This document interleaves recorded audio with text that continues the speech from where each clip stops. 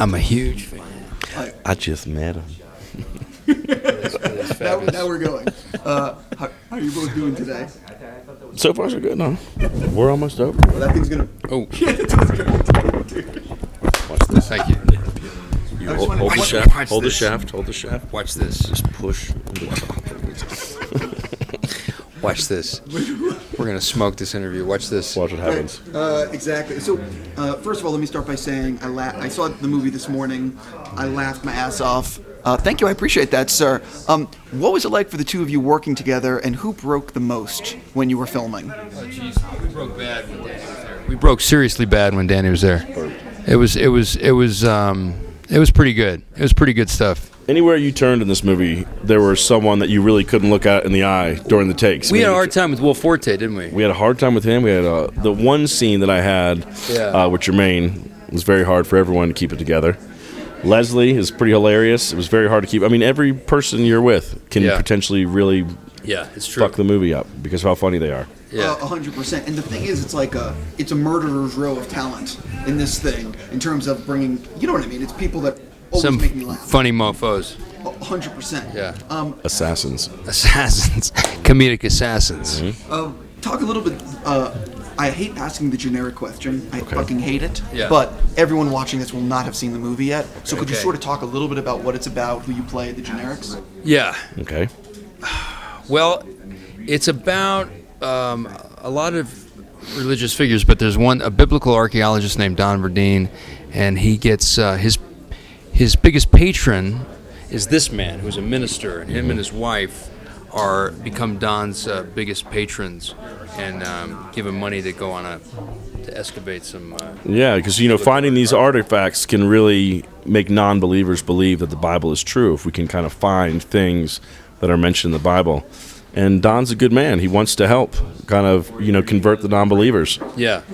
Yeah, Danny plays a good guy in this because Danny's played a lot of bad dudes. But I don't cuss in this movie, not once. you don't cuss, do you? No, not one time. Was this on purpose? Yeah, you're not supposed to. You're not supposed to. You're in Utah. Yeah. It's you say dang. Yeah, I think there was like Right? one time where I was preaching, and I forgot a line, and Yeah. I said under my breath, I was like, "Oh fuck!" And I just heard a gasp amongst everyone on the crew, just like, Yeah, I did the same thing the first time on Broncos. I did it. The thing that I found interesting is that you guys are playing. You're not playing it. You're playing serious people, like who are trying to really recruit and do well and do good, and you're not playing it like underhanded. You know what I mean? It's an interesting twist because it could easily be mustache twirling. Does that make any sense? Over the 100%. top, All that stuff. comedic schmacting. That's what seems so, I thought, smart and funny about the script was the fact that it's not making fun of religion or not making fun of religious people. It's sort of just a movie set in that world and sort of, following these people who will go to extraordinary lengths to sort of like prove their faith. For both of you, often when you get a script, they'll sort of tweak the lines to the voice of the actor playing it. How much from when you got the script to what you were filming was tailored, or was it just you got the script and that's what you made?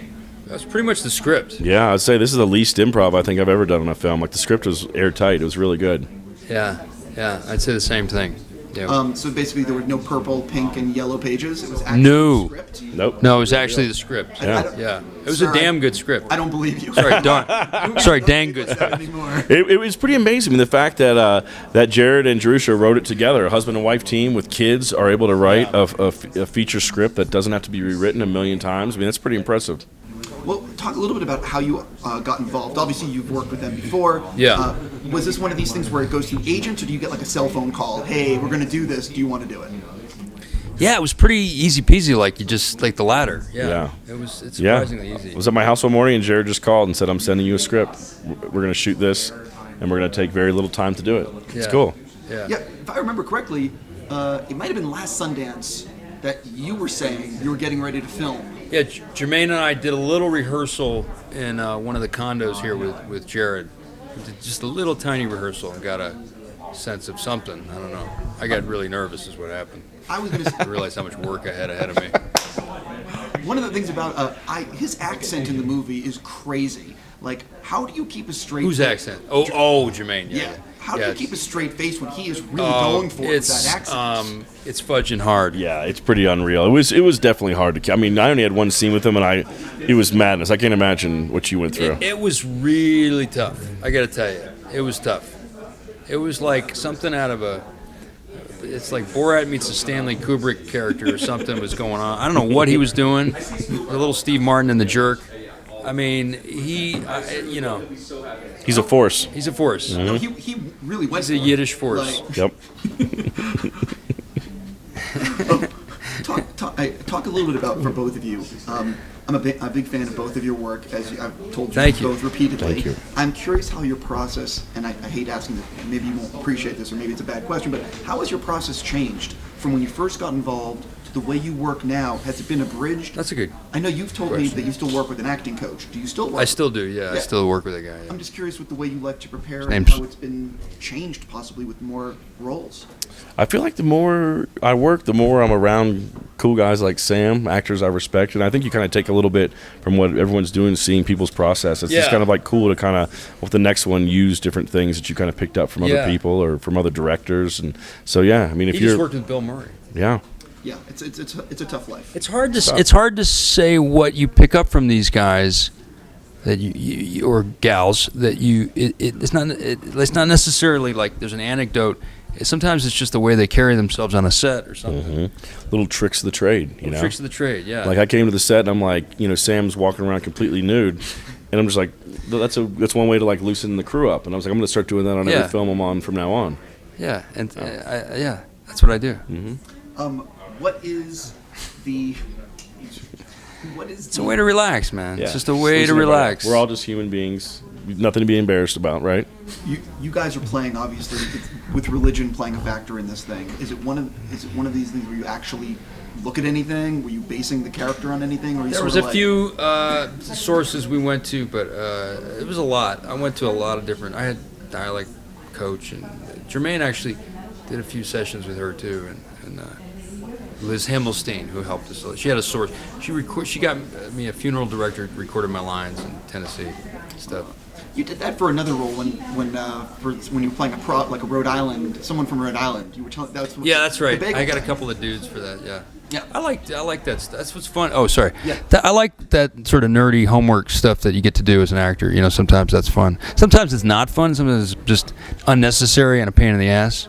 Sure. Have either of you ever gone like method on the set? Have you ever gone where? I don't really know what that means ananymore.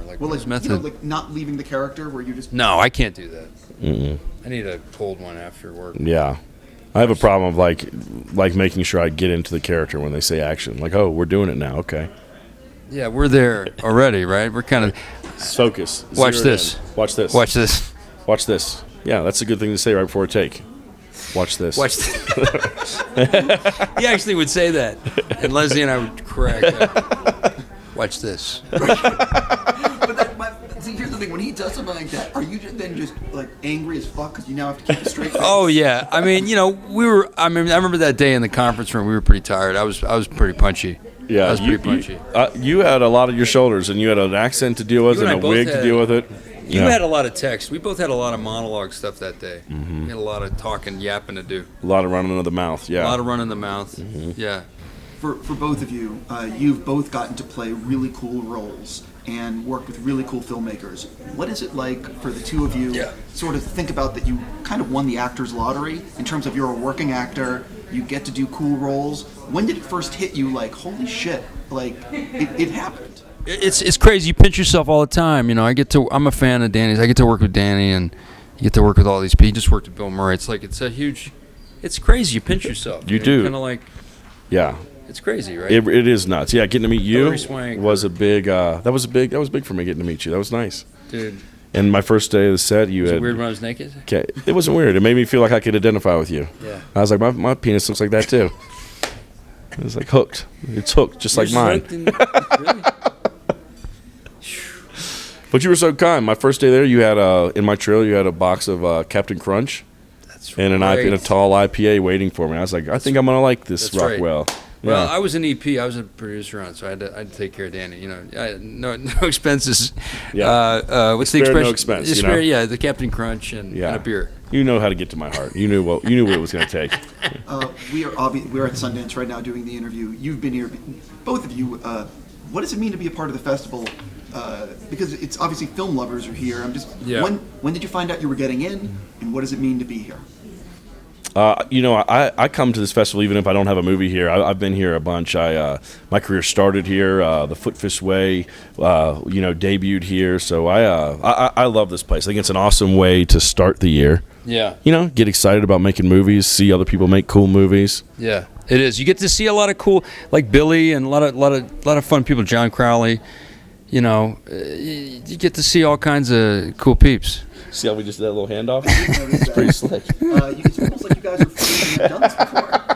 It's crazy. I can sense that Sam's arm was getting tired. He did. Real quick. And then give Great minds think alike. Obviously, I have limited time with you, and I want to touch on some other things. Yeah. A few things you guys are involved with. You just did a script by Max Landis. That's right. Yeah. With Anna Kendrick. Yeah. Yeah, exactly. I wanted to, if you could talk about it a little bit, and I have to ask you about Vice Principals. Okay. Because Vice Principals, come on now. Right, because look, needless to say, It's a miniseries. There was Shogun. Yeah. And then there's Shogun, Thornbirds, Roots, and now there's Centennial. Now there's Vice Principals. Yep, exactly. 18-part miniseries. It's true. It really is. And it takes place in 1 year at this high school, and it follows these two vice principals that sort of go on this very destructive. They wage this destructive war in the hopes of becoming the principal. When are people going to be able to see it? We start shooting in about a month. We've actually taken the last year to write the whole entire series. So we kind of just holed up and we wrote the whole series in a year, all 18 episodes, and so we could just shoot it all and bang it out this summer. What's interesting about that, and we're going to get to the Max Landis thing, but not to compare you to Game of Thrones, but that's compare what us. Game of Thrones did. No, but seriously, It's true. It's true. The show is so good is because, and like the Strain season 1, Guillermo wrote all the scripts before they started filming. Yeah. And I think not everyone has the luxury to be able to do that, but could you sort of talk about how that really adds, because you're not thinking, you know what I mean, you can lay foundation. Mm-hmm. For us, it's like we write. Yeah, you okay? You all right? We work with a very small room of writers, and it's just like writing a screenplay. I wouldn't want to go shoot a movie if only half of the movie was written.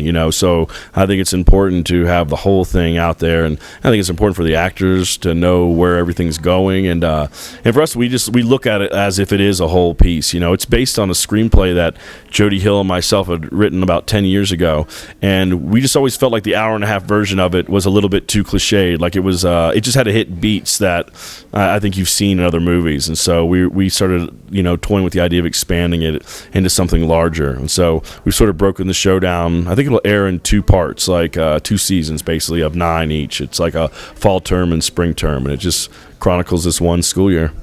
That's awesome. I'm awesome. Cool. No, I'm listening intently.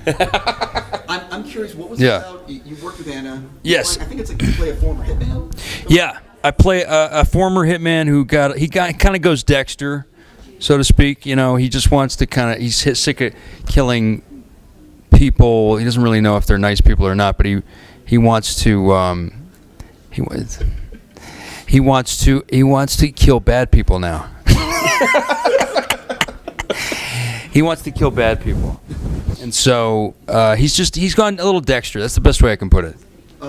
What was it about was it the script that got you involved? Yeah, it's a great part. It's a great script. It's a romantic comedy. It's kind of wants to be Grosse Pointe Blank or Romancing the Stone, and I don't necessarily get those parts thrown at me. So I was like, this is a good opportunity, and I got to do a lot of these fight scenes, which was really fun because he and the character kind of dances too. He dances and he fights. So it beat me. I'll tell you, that action hero crap is not for sissies, man. It's it beats you up, beat my old ass up. I was going to say that. Yeah. That's something that people don't realize, though. That To film a good fight sequence can take days. Yeah, and obviously, definitely. Obviously, the stuntman is doing most of the work, but we had to rush a lot of the fights. We did 4 fights, and we had to. The last one was really good, but the rehearsals, we didn't have a lot of time to choreograph it, so we were rushing a couple of the fights. Something else that I'm incredibly excited about is, unfortunately, you're not involved in it yet. Maybe you will be added, but it's Sausage Party. And What's that? Allow me to tell you. Honestly, it is the most insane thing I think I've ever seen before. I mean, it's the script is like insane. It's a rated R, it's like a rated R Pixar movie about the food in the grocery store. And Seth and Evan wrote the script. And we should say Evan Goldberg, Seth Rogen. Yes, Evan Goldberg, Seth Rogen. It honestly is insane. It's really, it's nuts. That's my kind of movie, man. Remember Heavy Metal? Oh, Yes. Yeah. 100%. And where it goes by the end, I won't tell you, but I don't think people have ever seen anything like this captured before. Well, the other thing is Holy cow, dude. Seth and Evan also mentioned that like there's a crazy cast involved, like the voices. Oh and, my god, and that sounds amazing. I think it's batshit awesome because me too.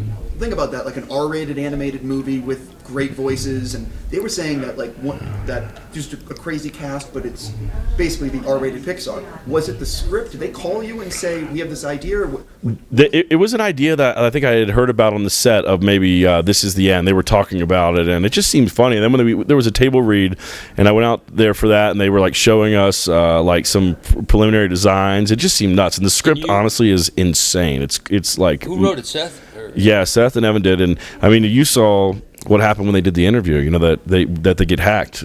Wait till you see what Kroger and Winn-Dixie are going to do. They're going to fuck those guys up big time. Yep. You wait and see. Can you tell us what product you play? What food product? Honey mustard. I'm honey mustard. Of course you are. With something like that, and with you when you get involved in projects, That's exciting. I got to tell you, I'm excited about that. I'll bring you. I think I get an extra ticket to the premiere. You can come if you want to. I'll bring you.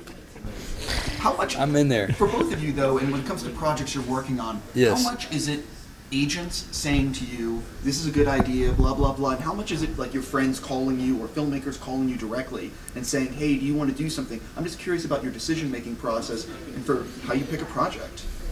Well, it's a very visceral kind of personal thing. You can't really explain why you respond to material. I think it's, I don't know what, unconsciously I think we have like a creative agenda, but I don't know what that is. I don't really, it's also kind of like an accident. Yeah, I agree. It's like, sometimes things will come from meeting somebody on a set and bullshitting with them, and then, then you're like, hey, I want to work with that person again, or, sometimes the agents get something cool. But yeah, you're right. It's like, I don't know what it is that makes you respond to certain things and feel like you have to do it or that you could pass on it. I don't know. Yeah, maybe it's that creative agenda, that secret creative agenda. Well, yeah, I think there's something that you may want to do, but you don't even know you want to do it. Yes.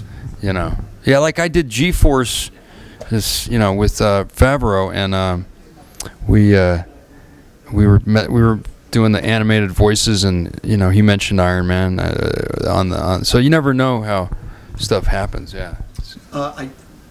First of all, thank you so much for giving me time. I really appreciate it. But I definitely want to touch on Life at These Speeds, which is another thing. Oh yeah. No, Billy's one of the stars of that. That's right. If you could sort of talk about who you play in that, and obviously I want to talk about Rock the Kasbah, and how was that an immediate yes? Hells yeah. Working with Bill, Let's hear about that. Yeah, I got to interrupt real quick. He's gonna interrupt us. Here you go. I was at a screening room, and they were showing the movie inside, like doing a test thing. So I watched actually some footage. I won't say what I saw, but I saw a scene. I'm like, fuck, I need to see this movie. Oh, good. Well, can you just turn off the camera and tell us what the scene was? I'll tell you off camera. Okay, all right. Okay. That's a no-brainer. I mean, it was Barry Levinson and Bill Murray. It's like, yeah, of course, anywhere. And so then they're like, well, anywhere is Morocco. That's where you're going to go film. It's like, okay, still, I'm into it. Yeah, that's. Wait, who do you play in it though? You should. I play like an arms dealer, like some of these guys that go over to Afghanistan and would try to sort of exploit the situation and kind of make $1 off of it. Scott Conn and I are these weapons dealers that are over there just making heaps and heaps of money, and Bill's character kind of runs into some trouble in Afghanistan. He plays like he's like a rock manager, and so he goes with Zooey Deschanel to Afghanistan to perform like a USO tour, and he ends up running into some trouble and needs to turn to us to try to get back home again. And Mitch Glazer wrote it. And Mitch Glazer wrote it, yeah, and he's incredible, and it was a killer group of people out there. It was a lot of fun. I can't even imagine. I can't. Bill like that. Yeah, I'd pay to see that movie. I hope you You will. have an extra ticket to the premiere? I might. We'll take you to the premiere. That's another premiere. I'm in. 2 premieres. 2 premieres. Better get some suits. This interview worked out for you. You came out ahead. I came out ahead, man. But life at these speeds. I'm only an executive producer on that. I'm not in it, but Billy Crudup's in it. Plays the track coach, How did you end up? which is cool because he played Prefontaine in Without Limits. So there's a certain kind of, synchronicity to that. The director is one of my best friends. We did Teenage Mutant Ninja Turtles together. He was a turtle. He's been doing locations, and he's been putting this thing together for a while. It's based on a really good book, and it's a drama. And we got this great young actor, Graham, and I think it's going to be really cool. Are you doing a cameo in Vice Principals? Wow. You never know. You never know. You'll have to after this After this meeting. Well, here's the thing. When we look at what he recently I'm actually doing the craft service on Vice Principals. That Yeah. doesn't come as a surprise. Yeah. You like to Be the cook. lunch lady. I'm the lunch lady, yeah. But I am curious. If David Green and him and, peeps. One Yeah. of the things, obviously, you guys have a track record of bringing in some amazing talent as small roles that go in and out. And I'm curious, and obviously you're not going to tell me anything, maybe you will, but is it one of those things again where you're calling people and saying, hey, we're going to do this, play a role? We're kind of at that stage now where we're going to start doing that. Yeah, I mean, for so long we've just been looking at the scripts and trying to finish all of these things. But yeah, now that we're starting casting, it's kind of becoming real. It's it's exciting, and it'll be fun to turn to different, very awesome actors to come in and do things.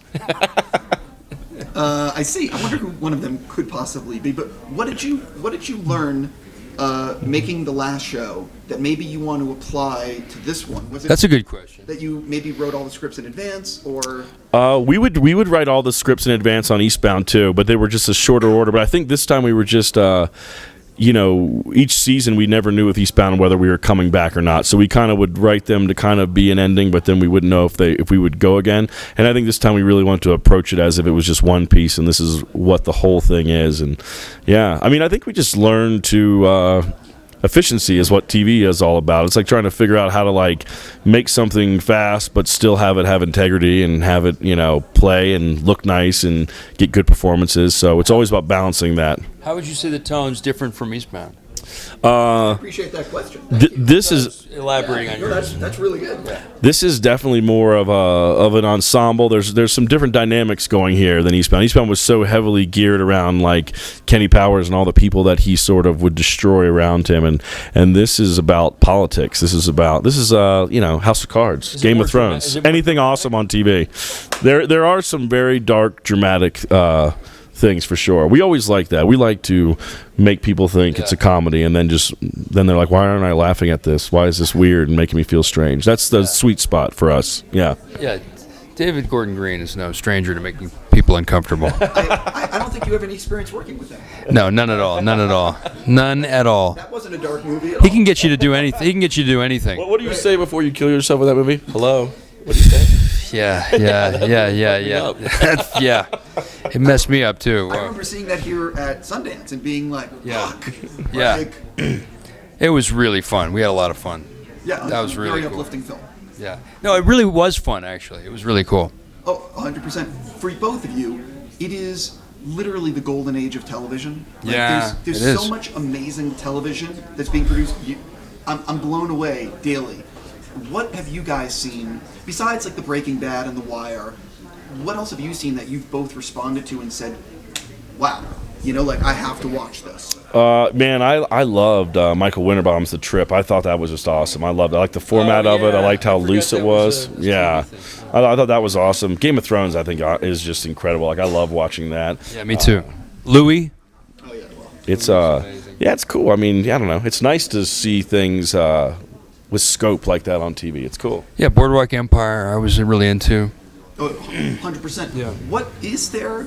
I mean, obviously, you put yourself on TV by writing your parts, but would both of you consider doing a TV role, whether it be, you know what I'm saying, for someone else? Or are you apprehensive about signing one of those 5 or 7 year deals? Or Well, you're kind of Are you doing that? I mean, are you? I would be apprehensive to do that, to sign like on for all. Like, to me, I like what this is, where it's contained and true it's detective like a long style, movie. Yeah, I would be. I don't think I'd want to do anything for 5 years. You know. Yeah, I feel the same way. Yeah, I feel the same way. Okay, I'm trying to gauge the, you know what I mean. So my last thing for you, obviously you're getting ready to film. What else is coming up? What else are you both thinking about in terms of a genre that you want to work in, a filmmaker you want to work in? You know what I mean? Like, work with. I'll work in the Coen brothers, maybe. I don't know. I'd fit them in. I don't think they like you, though. They've told me at junkets. They don't like me. They don't like me. No. Oh, that's a shame. It's too bad. It's because you tried to work in them. I tried to work in them. No, but I mean, so what are you thinking about, though, for 2015? I might have an opening for Paul Thomas Anderson, maybe. Yeah, that's good. That's a smart one. That's a good one. Maybe. One for you, one for them. You know. Yeah, totally. No, but is there anything you're thinking about, or? No, man. I'm gonna do a play in the fall, and I made another movie with Martin McDonagh. Hopefully, that's gonna happen. That is, yeah. That would be fucking great. Yeah. I heard he can write. He's got the gift of the pen. Exactly. Is that what they call it? Gift of the pen, yeah. Both of you, I want to say thank you so much for giving me a ridiculous amount of time. I'm so excited to see Vice Principals Thank you. and everything Dude, else. thanks, man. Congrats on this. You guys both made me laugh out loud many times. Nice. Thank you. Seriously.